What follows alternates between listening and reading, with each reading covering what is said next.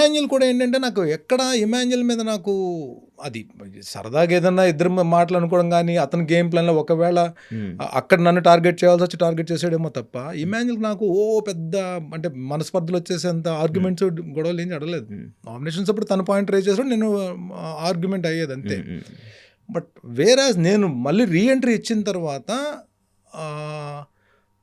Permanent house mate కింద అవడానికి task తన ఆడాల్సి వచ్చింది. నన్ను పర్మనెంట్ హౌస్ మేట్ చేయడానికి తన టాస్క్ అవ్వచ్చు. జెన్యున్గా ఆడి గెలిపించి నన్ను పర్మనెంట్ హౌస్ మేట్ అవడానికి చాలా బాగా ఆడాడు, గెలిపించాడు. తను నిజంగా మాటిచ్చి గెలిపించాడు.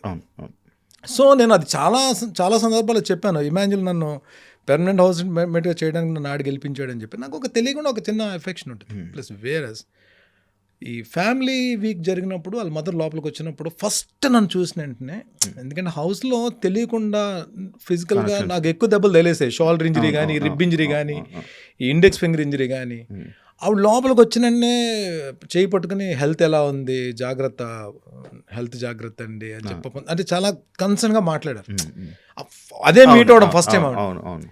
సో ప్లస్ ఇంకోటి ఏంటంటే నాకు నా లైఫ్లో, నా ఫ్యామిలీలో, నేను పెరిగిన వాతావరణంలో నాకు అమ్మ అంటే ఒక ఎమోషన్. నాకు అమ్మ విపరీతం, తనే స్ట్రెంగ్త్, తనే వీక్నెస్. నాకు నేను అట్ ద ఏజ్ ఆఫ్ 20 నాకు ఫాదర్ చనిపోయారు.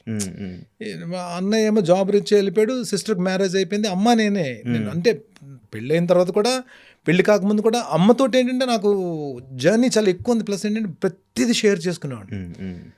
సో అమ్మ అనే ఒక ఇది విపరీతమైన ప్రేమ, అభిమానం ఉండడం వలన ఎవరి మదర్నైనా సరే నాకు అది వస్తుంది. ఈ ఉత్సవం జరిగినప్పుడు ఏమైందంటే రీజన్ ఏదైనా సరే ఆవిడ